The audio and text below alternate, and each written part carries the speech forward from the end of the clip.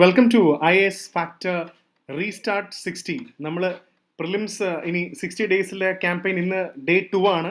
നമ്മുടെ രണ്ടാമത്തെ ക്ലാസ് ആണ്. ഇന്നും മോഡേൺ ഇന്ത്യ ആണ് നമ്മൾ സ്റ്റാർട്ട് ചെയ്യുന്നത്. സോ ഇനി അടുത്ത സെഷനിൽ നമ്മൾ ജോഗ്രഫി, പോളിറ്റി, മറ്റു ടോപ്പിക്കുകളോട് എടുത്തു പോകും.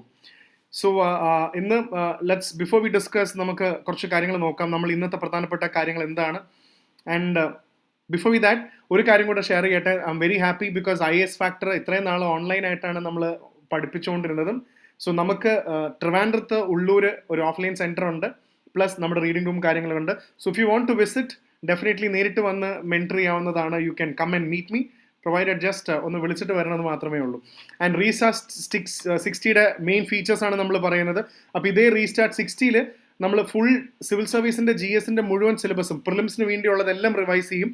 അതോടൊപ്പം തന്നെ ഇതിൻ്റെ ക്ലാസ് വീഡിയോ നിങ്ങൾക്ക് കാണാൻ പറ്റും. ക്ലാസ് നോട്ട്സ്, ഇതിൻ്റെ സ്ലൈഡ്സ് നിങ്ങൾക്ക് ഡൗൺലോഡ് ചെയ്യാൻ പറ്റും. ഡെയിലി ക്വസ്റ്റ്യൻസ് പ്രാക്ടീസിന് വേണ്ടി തരുന്നുണ്ട്. അത് നിങ്ങൾ ഉറപ്പായിട്ടും ചെയ്ത് നോക്കണം. അതോടൊപ്പം മറ്റ് എക്സാംസും ഉണ്ട്. ഇനി ഇതിൻ്റെ എക്സാംസ് ഒക്കെ നിങ്ങൾക്ക് ട്രിവാൻഡ്രത്ത് നേരിട്ട് വന്ന സെൻറ്ററിൽ എഴുതണമെങ്കിൽ അതും എഴുതാവുന്നതാണ്. ഓക്കെ, സോ അതാണ് മെയിനായിട്ടുള്ള പ്രധാനപ്പെട്ട കാര്യങ്ങൾ. ഇനി അടുത്തത് ക്ലാസ്സുകൾ ഡൗൺലോഡ് ചെയ്യാൻ ലേൺ സ്ട്രോക്കിൻ്റെ ആപ്പ് ഡൗൺലോഡ് ചെയ്ത് ഇതിൻ്റെ മുഴുവൻ ക്ലാസ്സുകളും നിങ്ങൾക്ക് ഫുൾ ക്ലാസ്സുകൾ അതിൽ കാണാൻ സാധിക്കും. ആൻഡ് എല്ലാവരും പ്ലീസ് നമ്മുടെ IAS ഫാക്ടറിൻ്റെ വാട്സപ്പ് ചാനലിൽ ജോയിൻ ചെയ്യുക. ഇതിൽ ഒരുപാട് ഗൈഡൻസും കാര്യങ്ങളൊക്കെ ഞാൻ ഫ്രീ ആയിട്ട് ഇടുന്നുണ്ട്. നോട്ട്സും വോയിസ് പോഡ്കാസ്റ്റ് ഒക്കെ ഞാൻ ഷെയർ ചെയ്യുന്നുണ്ട്. So do that. ആൻഡ് പിന്നെ അടുത്ത പ്രധാനപ്പെട്ട ഇതാണ് നമ്മൾ നേരത്തെ ഇതിൽ പറഞ്ഞിരിക്കുന്ന നോട്ട് എന്ന് പറയുന്നത് ഇതാണ്. സോ കഴിയുന്നതും ഇതൊന്ന് ഇത് ഡൗൺലോഡ് ചെയ്യാൻ നോക്കുക. ഈ നോട്ട് നിങ്ങൾക്ക് വളരെ ഹെൽപ്ഫുൾ ആയിരിക്കും. ബിക്കോസ് ഈ പഠിപ്പിക്കുന്ന ഓരോ ടോപ്പിക്കിലും ഇത് ഇന്നലത്തെ നോട്ട് എന്നാണ്, ഡേ 1ൻ്റെ മോഡേൺ ഇന്ത്യ എന്നാണ് ഇത്രയും ക്വസ്റ്റ്യൻസ് ചോദിച്ചിരിക്കുന്നത്. സോ എല്ലാ സെഷനിലും നമ്മൾ ഓൾമോസ്റ്റ് ഒരു 15 to 20 ക്വസ്റ്റ്യൻസ് നിങ്ങൾക്ക് ഇതിനകത്ത് നിന്ന് പഠിച്ചത് റിവൈസ് ചെയ്യാൻ വേണ്ടിയാണ് ഇത് വെച്ചിരിക്കുന്നത്. Okay, so that's the introduction part. And let's go to the first important topic. ഇന്നത്തെ ടോപ്പിക് നമുക്ക് വളരെ ഡീറ്റെയിൽ ആയിട്ട് തന്നെ നോക്കാം. India on the eve of British conquest. നമ്മൾ അന്ന് ബ്രിട്ടീഷുകാരും പല യൂറോപ്യൻ പവേഴ്സിനെ കുറിച്ച് നമ്മൾ പഠിച്ചു. സോ ഇതിനകത്ത് നിന്ന് സോഴ്സ് എന്ന് പറയുന്നത് ഡെഫിനറ്റ്ലി നിങ്ങൾ പ്രീവിയസ് വീഡിയോ കാണണം. ഇതിനകത്തിപ്പോൾ സ്പെക്ട്രം, ബിപിൻ ചന്ദ്രയുടെ ബുക്സ് എല്ലാം എനിക്ക് പ്രധാനപ്പെട്ട ബുക്കുകളെല്ലാം ഉണ്ട്. സോ നിങ്ങൾ ഏതെങ്കിലും ഒരു സോഴ്സ് ഡിപ്പെൻഡ് ചെയ്യുക, പറയുന്ന ഏരിയാസ് വളരെ നന്നായിട്ട് പഠിക്കാൻ ശ്രമിക്കുക. Okay, so India on the eve of British conquest. അപ്പോൾ ഇതിനകത്ത് നമ്മൾ മെയിനായിട്ട് നോക്കേണ്ടത് നമുക്ക് ഓരോന്നായിട്ട് നമുക്ക് പോയിന്റ്സ് ആയിട്ട് തന്നെ നോക്കാം. So first of all starting with ഇതിനകത്ത് നമ്മൾ കഴിഞ്ഞ പ്രാവശ്യം മുഗൾ എംപയറിനെയും അല്ലെങ്കിൽ യൂറോപ്യൻ പവേഴ്സിനെ കുറിച്ചൊക്കെ ഡിസ്കസ് ചെയ്തിരുന്നു. യൂറോപ്യൻ പവേഴ്സ് വന്നു. അപ്പോൾ ഇനി ഇന്ത്യയിൽ ബാക്കിയുള്ള കാര്യങ്ങൾ ആരൊക്കെയാണ്? സോ ഡെഫിനറ്റ്ലി നമ്മൾ ലേറ്റർ മുഗൾസ് എന്ന് പറയുന്ന ഒരു പ്രധാനപ്പെട്ട കാര്യം ഡിസ്കസ് ചെയ്യേണ്ടതായിട്ടുണ്ട്. നിങ്ങൾക്ക് ഇതിനെക്കുറിച്ചൊരു ധാരണ വേണം. ലേറ്റർ മുഗൾസ് എന്ന് പറയുന്നത് ആരാണ് എന്നുള്ളത്. കാരണം ഓൾറെഡി മുഗൾസ് എന്ന് പറയുമ്പോൾ നിങ്ങൾക്ക് ഓൾറെഡി അറിയായിരിക്കും. ബാബർ, ഹുമയൂൺ, അക്ബർ, ജഹാംഗീർ, ഷാജഹാൻ, ഔറംഗസേബ് എന്ന് പറയുന്ന അവർക്ക് ശേഷം വന്നിരുന്ന പ്രധാനപ്പെട്ട മറ്റ് ഇന്ത്യയിലെ റൂളേഴ്സ് ആരൊക്കെയാണ്, സുൽത്താൻമാർ ആരാണ്. പക്ഷെ ഇവരൊന്നും അത്ര ഗംഭീരമായ റൂളേഴ്സ് ആയിരുന്നില്ല. അതുകൊണ്ട് തന്നെ ഇവർക്ക് അത്ര നല്ല പവറും എക്സസൈസ് ചെയ്യാൻ പറ്റിയിരുന്നില്ല. അപ്പോൾ ആ റൂളേഴ്സിനെ കുറിച്ച് നമുക്ക് സെപ്പറേറ്റ് ആയിട്ട് ഓരോ കാര്യങ്ങൾ പഠിക്കാം. അതോടൊപ്പം തന്നെ മനസ്സിലാക്കേണ്ടത് ഈ ഒരു കാലഘട്ടത്തിൽ പ്രധാനമായും നോക്കേണ്ട 2 വ്യക്തികൾ, ഇവരെ കുറിച്ചിട്ടും പരീക്ഷയ്ക്ക് ചോദിക്കാം. You should be knowing about Nadir Shah and Ahmad Shah Abdali. കാരണം നദീർ ഷാ, അഹമ്മദ് ഷാ അബ്ദാലി അതിൻ്റെ തന്നെ റിലേറ്റഡ് ആയിട്ടാണ് ബാറ്റിൽ ഓഫ് പാനിപ്പത്തും നമുക്ക് പഠിക്കേണ്ടത്. സോ പാനിപ്പട്ട് യുദ്ധം വളരെ ഇമ്പോർട്ടൻ്റ് ആണ്. അത് ഇതിനകത്ത് തന്നെ കൊടുത്തിട്ടുണ്ട്. എന്തുകൊണ്ടാണ് എല്ലാ യുദ്ധങ്ങളും പാനിപ്പറ്റ് വെച്ച് പാനിപ്പട്ടിൽ മാത്രം നടന്നതെന്ന് ചോദിച്ചിട്ടുണ്ട്. സോ നദീർ ഷയെ കുറിച്ച് ഡെഫിനറ്റ്ലി നിങ്ങൾ കേട്ടിട്ടുണ്ടാവും. നമ്മുടെ പീകോക്ക് ത്രോണും കോഹിനൂർ ഡയമണ്ട് ഒക്കെ എടുത്തിട്ട് പോയി.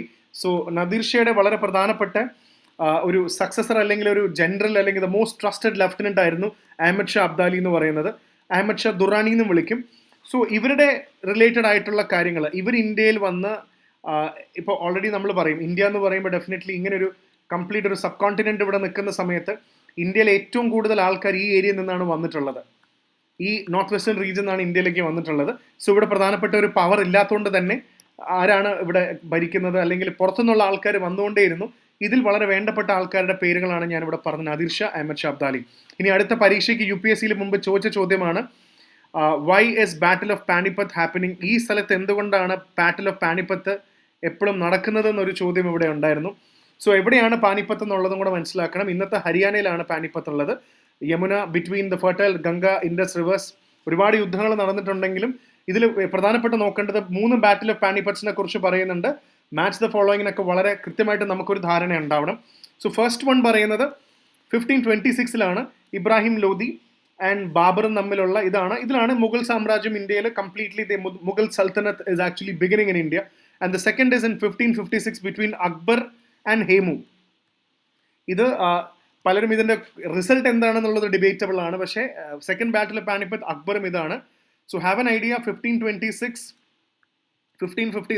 രണ്ടും 1500s നടന്നത്. മൂന്നാമത്തെ ബാറ്റിൽ എന്ന് പറയുന്നത് battle of Panipat 1761, Marathas and Ahmad Shah Abdali എന്നാണ് ഞാൻ പറഞ്ഞത്. ഇതുകൊണ്ട് മറാഠയുടെ കംപ്ലീറ്റ് സംഭവം ഇന്ത്യയിൽ നശിച്ചുപോയി. സോ ഇവിടെ ഞാൻ അഹമ്മദ് ഷാ അബ്ദാലി എന്ന് പറഞ്ഞതുകൊണ്ടാണ് നദീർ ഷേനെ കുറിച്ചും നദീർ ഷയുടെ ഇൻവേഷൻസും അദ്ദേഹത്തിന് ശേഷം വന്ന അഹമ്മദ് ഷാ അബ്ദാലിയെ കുറിച്ചിട്ടും നിങ്ങൾക്ക് അറിയണം എന്ന് ഞാൻ പറഞ്ഞത്. അപ്പോൾ ഇത് നമ്മൾ റിവിഷൻ പോയിന്റ് ആണ്. ഒരു കാര്യം കൂടെ ഷെയർ ചെയ്യാം, കാരണം ആദ്യമായിട്ട് സിവിൽ സർവീസ് പഠിക്കുന്ന ആൾക്കാർക്ക് ഇത് കണ്ടാൽ ഡെഫിനറ്റ്ലി ഇത് തലയുടെ മുകളിൽ കൂടെ പോകും. കാരണം ഞാൻ കോണ്ടെക്സ്റ്റ് ബിൽഡ് ചെയ്യാതെയാണ് പറയുന്നത്. കാരണം ഇത്രയും സമയം 60 ദിവസം ആകുമ്പോൾ I am really under the assumption that നിങ്ങൾക്കൊരു ബേസിക് ധാരണ ഇല്ലാതെ നമ്മൾ ഈ ക്ലാസ് കാണില്ല എന്നാണ് ഞാൻ വിശ്വസിക്കുന്നത്. സോ അത് അങ്ങനെ തന്നെ നമുക്ക് കണ്ടിന്യൂ ചെയ്യാം. സോ എല്ലാം കോണ്ടെക്സ്റ്റ് ബിൽഡ് ചെയ്യാനുള്ള സമയം എനിക്കില്ലാത്തത് കൊണ്ടാണ് നിങ്ങൾക്കറിയാം എന്നുള്ള രീതിയിൽ മെയിൻ പോയിന്റ്സ് പറഞ്ഞു പോകുന്നത്. സോ പാനിപ്പട്ട് എന്നുള്ള ഫേവറേറ്റ് ബാറ്റിൽ ഫീൽഡ് ആവാനുള്ള കാരണം വളരെ ഇമ്പോർട്ടൻ്റ് ആണ്. കംഫർട്ടബിൾ എന്ന് വെച്ചാൽ ഇതിൻ്റെ സ്ട്രാറ്റജിക് ഗ്രൗണ്ടാണ്. ഇവിടെ ഫൈറ്റ് ചെയ്യാൻ വളരെ എളുപ്പമാണെന്ന് പറയുന്ന പോലെ ഇതിൻ്റെ ഗ്രൗണ്ട് വളരെ സ്ട്രാറ്റജിക് ആണെന്നാണ് പറയുന്നത്. ഒന്ന്, proximity to Delhi made it easier for the Indian rulers. ഡൽഹിയുടെ അടുത്തായതുകൊണ്ട് അവിടുന്ന് വെപ്പൻസും മിലിറ്ററിയും ഫുഡും സപ്ലൈ ഒക്കെ പാനിപ്പത്തിലേക്ക് എത്തിക്കാനുള്ള ഒരു സൗകര്യം ഉണ്ടായിരുന്നു എന്നുള്ളതാണ് ഏറ്റവും പ്രധാനപ്പെട്ട കാര്യം. പിന്നെ ഇതൊരു ഫ്ലാറ്റ് ഗ്രൗണ്ട് ആണ്. You can see it's a flat ground, very suitable for cavalry movement. അന്നത്തെ കുതിരകളാണല്ലോ ഏറ്റവും കൂടുതൽ യുദ്ധത്തിന് ഉപയോഗിച്ചിരുന്നത്. അപ്പോൾ അതിന് വളരെ ഹെൽപ്ഫുൾ ആയിട്ടുള്ള രീതിയിലാണ് ഇത് വന്നിരിക്കുന്നത്. പിന്നെ ഷേർഷയുടെ സമയത്ത് ഗ്രാൻഡ് ട്രങ്ക് റോഡ് ഉണ്ടാക്കിയതിന് ശേഷം Panipat became easy, very easy to come. അതും വളരെ ഇമ്പോർട്ടൻ്റ് ആണ്. പിന്നെ duration of monsoon rainfall is short, making is easier to fight. യുദ്ധം ചെയ്യാൻ വളരെ എളുപ്പമാണ്, അധികം മഴ എന്ന് പറയുന്ന സംഭവം അവിടെ ഇല്ല. പിന്നെ ഇവിടെയുള്ള ആൾക്കാരെല്ലാം വെപ്പൻസ് ഉണ്ടാക്കാൻ വളരെയധികം എക്സ്പേർട്ട് ആയിട്ടുള്ള ആൾക്കാരാണ്. അപ്പോൾ ഈ കാരണങ്ങളെല്ലാം കൊണ്ടാണ് പാനിപ്പട്ടിൽ മാത്രം പിന്നെയും യുദ്ധം നടക്കുന്നതെന്നുള്ള ഒരു പോയിന്റും കൂടെ നമുക്ക് ഈ ഒരു ഏരിയ പഠിക്കുമ്പോൾ നമുക്ക് ഇത്രയും കാര്യങ്ങൾ വളരെ ക്ലീൻ ആയിട്ട് നമുക്ക് മനസ്സിലാക്കണം. ഓക്കെ, സോ അതാണ് ഇതിനകത്ത് പ്രധാനപ്പെട്ട point. And moving on to the next important content. 1 second. Okay, അടുത്തത് നമ്മൾ അറിയേണ്ടത്, പരീക്ഷയ്ക്ക് ചോദിക്കാൻ ചാൻസ് ഉള്ളത്, നമ്മൾ ലേറ്റർ മുഗൾസ് എന്ന് ഞാൻ ഇതിൽ വളരെ സിമ്പിൾ ആയിട്ട് പറഞ്ഞു. ലേറ്റർ മുഗൾസ് എന്ന് പറയുന്നത് ബാബർ, ഹുമയൂൺ, അക്ബർ, ജഹാംഗീർ, ഷാജഹാൻ, ഔറംഗസേബ് എന്ന ഗ്രേറ്റ് മുഗൾസിന് ശേഷം വന്ന ഒരുപാട് രാജാക്കന്മാരാണ്. ഇവരെല്ലാം വളരെ സ്ലോ ആയിരുന്നു എന്ന് പറയുന്നത് മാത്രമല്ല, ഇവരെന്തുകൊണ്ട് പവർഫുൾ ആയില്ലെന്ന് പറയാൻ ഒരുപാട് കാര്യങ്ങൾ നിങ്ങൾ പഠിച്ചു വെക്കണം. ഇവർ പവർഫുൾ ആവാത്തത് ഇവർക്ക് പവർ ഇല്ലാത്തതുകൊണ്ട് മാത്രമല്ല, ആ സമയത്ത് കോമ്പറ്റീഷൻ വളരെ കൂടി. പതുക്കെ യൂറോപ്യൻസ് ഇവിടെ ഇന്ത്യയിൽ വന്നു തുടങ്ങി. അതിനെക്കാട്ടും ഏറ്റവും ശക്തമെന്ന് വെച്ചാൽ ഒരു കിങ് മേക്കർ പൊളിറ്റിക്സ് ഇവിടെ വന്നു. ഇത് നിങ്ങൾ ഉറപ്പായിട്ടും മനസ്സിലാക്കേണ്ട ഒരു കാര്യമാണ്. കിങ് മേക്കർ, രാജാവാവണമെങ്കിൽ ഭരിക്കണം എന്ന് രാജാവാവണമെന്നില്ലല്ലോ, ഭരിക്കുന്ന രാജാവിനെ കൺട്രോൾ ചെയ്താൽ പോരെ എന്ന് പറയുന്ന കിങ് മേക്കേഴ്സ് വന്നു തുടങ്ങിയപ്പോഴാണ് ഇവരെ. അപ്പം അതും വളരെ ഇമ്പോർട്ടൻ്റ് ആണ്. സുൽഫിക്കർ ഖാൻ, ഇതിൽ ഒരുപാട് ആൾക്കാരുടെ പേരുകൾ ഇതിനകത്ത് പറഞ്ഞു പോകുന്നുണ്ട്. അപ്പോൾ ഇവരുടെയൊക്കെ നമുക്ക് ഒരു ധാരണ നമുക്ക് ഉണ്ടായിരിക്കണം. സോ ഇതിൽ ആദ്യം മനസ്സിലാക്കേണ്ടത് ബഹാദുർ ഷാ, ജഹന്തർ ഷാ, ഫറൂഖ് സിയർ, ഇങ്ങനെ ഇവരെ കുറിച്ചിട്ടുള്ള, നിങ്ങളെല്ലാം പഠിച്ചില്ലെങ്കിലും ഒരു കാര്യം നിങ്ങൾ ശ്രദ്ധിക്കേണ്ടത്, ഇവരെ കുറിച്ചിട്ടുള്ള പ്രധാനപ്പെട്ട മേജർ ആയിട്ടുള്ള പോയിന്റ്സും കൂടെ നിങ്ങൾ വളരെയധികം പഠിച്ചു വെക്കണം. ഇവരെ കുറിച്ചിട്ട് എല്ലാം ഒന്നുമല്ല, ഇതിൽ കോമൺ ഫാക്ടറാണ്. ആർക്കും അത്ര വലിയ പവറൊന്നും ഉണ്ടായിരുന്നില്ല. ഇവർക്ക് എല്ലാവർക്കും ഒരു കോമൺ ഫാക്ടർ നമുക്ക് ഡ്രോ ചെയ്യാൻ പറ്റും. എല്ലാവരും ഏറെക്കുറെ ഹിന്ദു മുസ്ലിം യൂണിറ്റിയിൽ ചെറുതായിട്ട് വിശ്വസിച്ചിരുന്നു. പിന്നെ ഇവർക്കെല്ലാം കിങ് മേക്കേഴ്സ് കണ്ടോ, ഈ വാക്ക് കണ്ടോ, കിങ് മേക്കർ എന്ന് പറയുന്ന ടോളറൻസ് പിന്നെ ആൾക്കാരുണ്ടായിരുന്നു. പല ആൾക്കാരും ജസിയ അബോളിഷ് ചെയ്തു എന്ന് പറയുന്നുണ്ട്. അക്ബർ നിർത്തിയത്.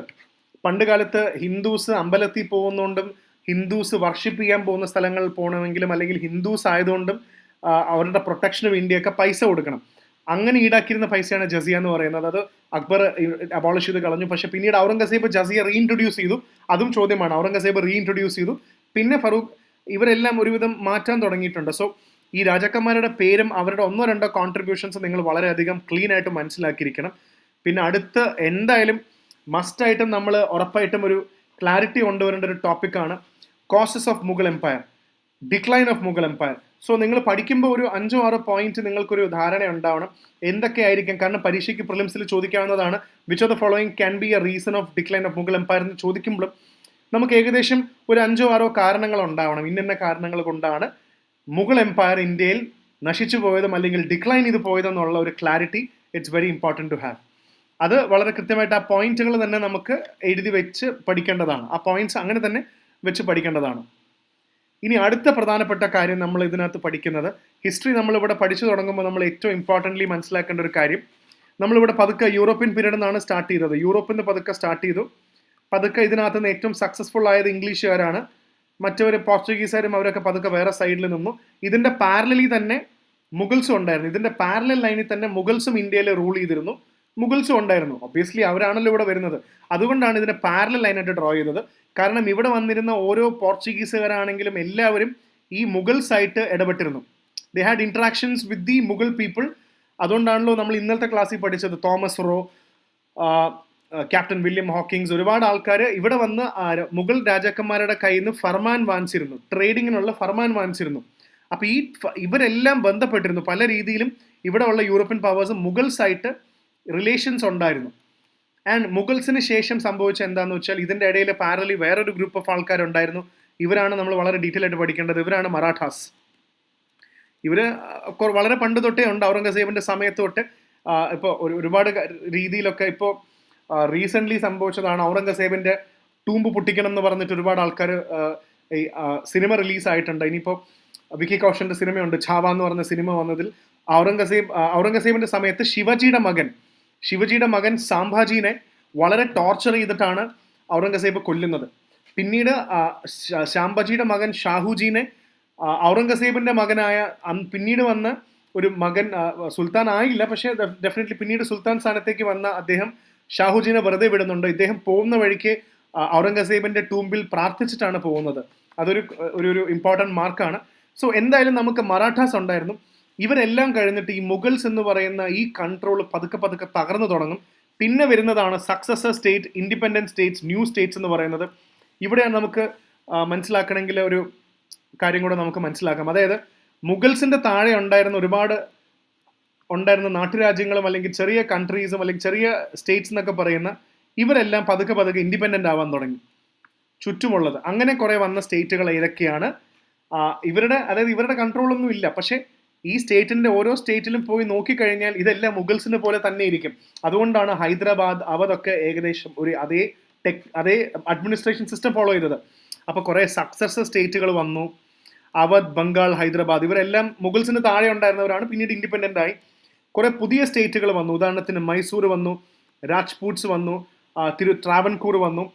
അതേപോലെ ദ ന്യൂ സ്റ്റേറ്റ്സ് എന്ന് പറയുന്നത് വാറിംഗ് ക്ലാസ് നമുക്ക് വിളിക്കാം. യുദ്ധം ചെയ്ത് എപ്പോഴും വാറിംഗ് ചെയ്തുകൊണ്ടിരുന്ന അല്ലെങ്കിൽ വാറിന് ഇതായിട്ട് നിന്നുകൊണ്ടിരുന്ന ആൾക്കാർ നമ്മൾ എടുത്തു പറയണം. ഒന്ന് മറാഠാസ്, സിഖ്സ്, ജാട്ട് സ്റ്റേറ്റ്സ് എന്ന് പറയുന്ന ഇവരെ കുറിച്ചിട്ടും, എന്തായാലും ഈ പറയുന്ന എല്ലാ സ്റ്റേറ്റ്സിനെ കുറിച്ചിട്ടും ഇവരെ കുറിച്ചിട്ട് പ്രധാനപ്പെട്ട കുറേ കാര്യങ്ങൾ നമുക്ക് അറിയേണ്ടതായിട്ടുണ്ട്. നമുക്കത് വളരെ ഡീറ്റെയിൽ ആയിട്ട് തന്നെ പഠിക്കണം. ഇപ്പോൾ സക്സസർ സ്റ്റേറ്റ്സിൽ ഏറ്റവും ഇമ്പോർട്ടൻ്റ്ലി നമ്മൾ മനസ്സിലാക്കേണ്ടത് അവധ് എന്ന് പറയുന്ന, ഇപ്പോൾ കർണാട്ടിക് എന്ന് നവാബ് സാദത്തുള്ള ഖാൻ എന്ന് പറയുന്ന ഒരു റീജിയൻ, ഇപ്പോൾ കർണാട്ടിക് എന്ന് പറയുന്ന റീജിയൻ, നവാബ് എന്ന് പറയുന്ന നവാബ് ഓഫ് കർണാട്ടിക് നവാബ്. അതേപോലെ ബംഗാളിൽ മുർഷിദ് ഖുലി ഖാൻ എന്ന് പറയുന്ന ആള്, ഹൈദരാബാദിൽ അസഫ് ജാ, നിസാമുൽ മുൽക്ക് അസഫ് ജാ, അവധിൽ സാദത്ത് ഖാൻ. അപ്പോൾ ഇതെല്ലാം സക്സസർ സ്റ്റേറ്റ് ആണ്. ഇതെല്ലാം മുഗൾസിൻ്റെ താഴെ ഉണ്ടായിരുന്ന, അധീനതയിൽ ഉണ്ടായിരുന്ന there all Mughal provinces directly under the control of Mughal authority. അവിടെയാണ് ആ പോയിന്റ് നിങ്ങൾ മനസ്സിലാക്കേണ്ടത്.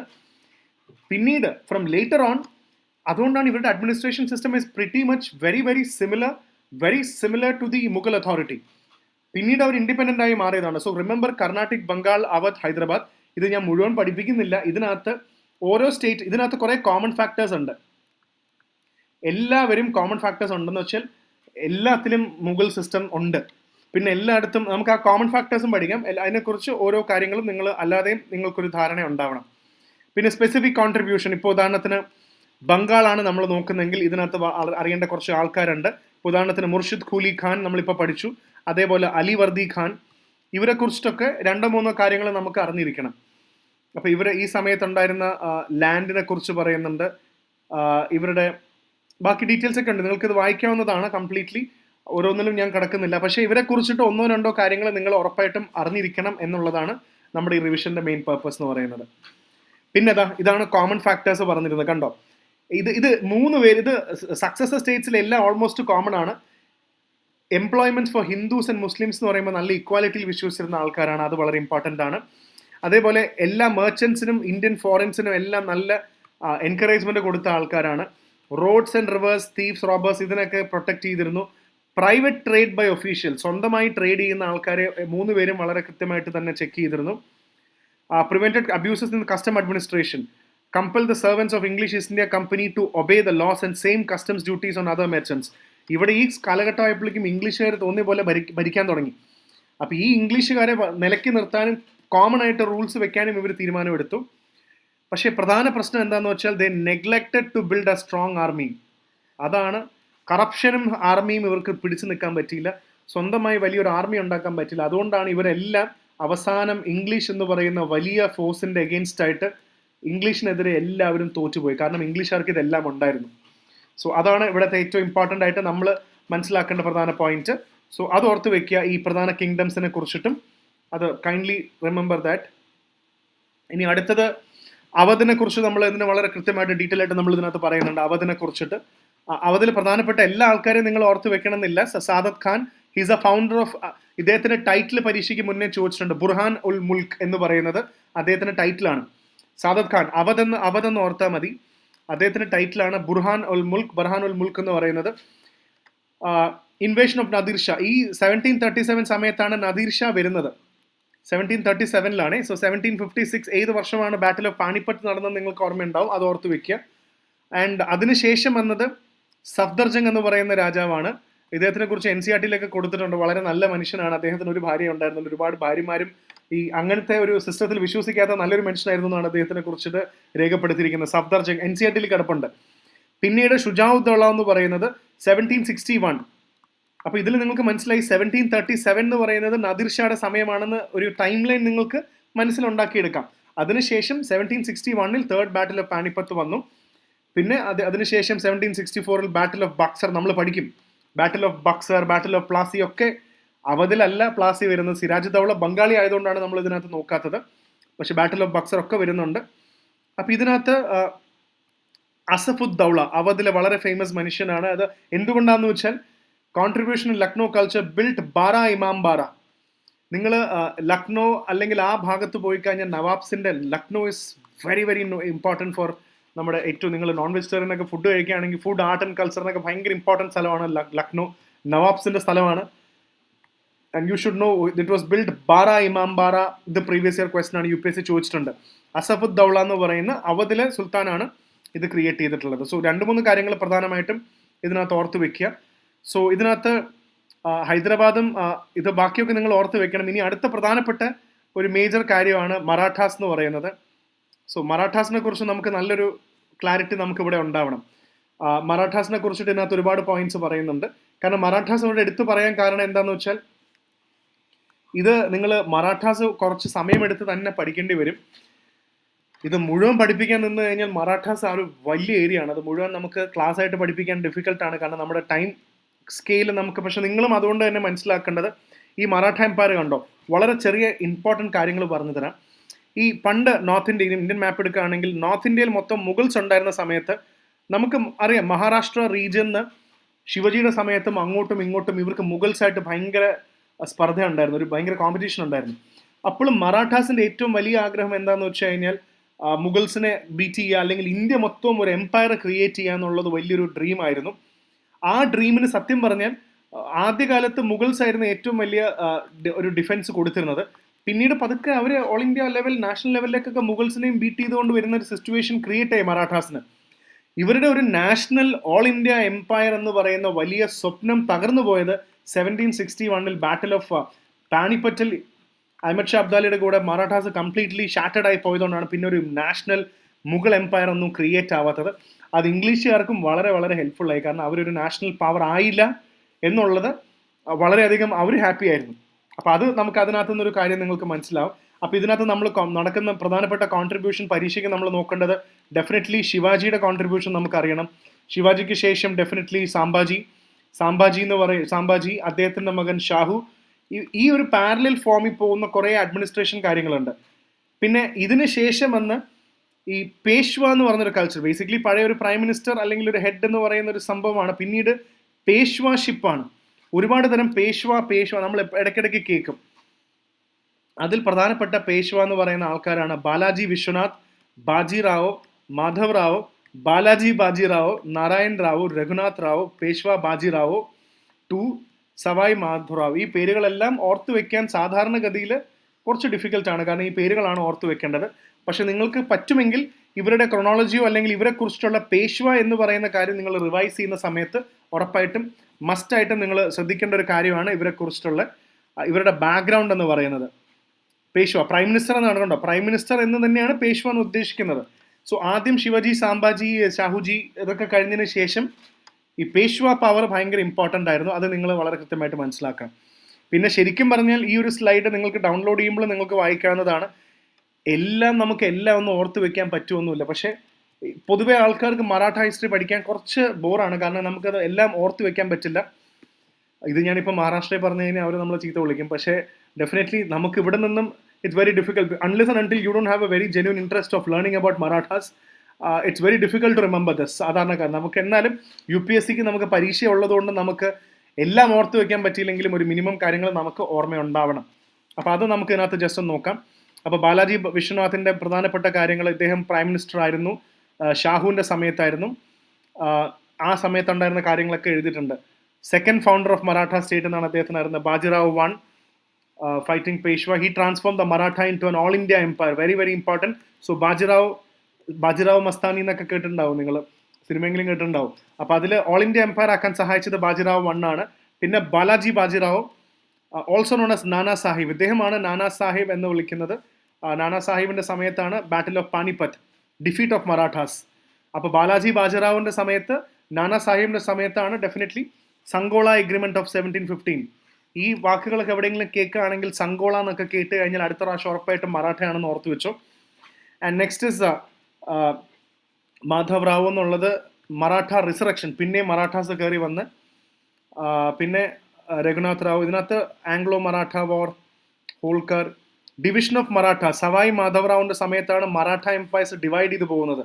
പ്രധാനമായിട്ടും ഡിവൈഡ് ചെയ്ത് പോകുന്നതുണ്ടോ, ഇൻഡോർ, ഗ്വാലിയർ, ബറോഡ, നാഗ്പൂർ. ഇത് വളരെ ഇമ്പോർട്ടൻ്റ് ആണ്, ഇത് പരീക്ഷയ്ക്ക് ചോദിക്കും, മുമ്പും ചോദിച്ചിട്ടുണ്ട്. മറാഠാസിൻ്റെ ഡിവിഷനാണ്. ഓരോരുത്തർക്ക് ഓരോ ഡൈനാസ്റ്റി അല്ലെങ്കിൽ ഓരോ ഫാമിലി നെയിം എന്ന് പറയുന്ന ഓരോ സിറ്റിയാണ്, എപ്പോഴും ഓർത്ത് വെക്കണം. ഇൻഡോർ എന്ന് പറഞ്ഞാൽ ഹോൾക്കേഴ്സ് ഓഫ് ഇൻഡോർ, ഗ്വാലിയർ എന്ന് പറയുമ്പോൾ സിന്ധിയാസ് ഓഫ് ഗ്വാലിയർ, ബറോഡയിലെ ഗേക്വാഡ് ഓഫ് ബറോഡ, ബോൺസ്ലി ഓഫ് നാഗ്പൂർ. ഇത് ഓർത്ത് വെച്ചോ. ഹോൾക്കർ, ഗേക്വാഡ്, ഇത് ഇമ്പോർട്ടൻ്റ് ആണ്. അപ്പോൾ പ്രധാനപ്പെട്ട ആൾക്കാരെ കുറിച്ചിട്ട് നമ്മൾ 2-3 കാര്യങ്ങൾ പറഞ്ഞിട്ടുണ്ട്, നിങ്ങൾ ഓർത്ത് വെക്കാൻ ശ്രമിക്കുക.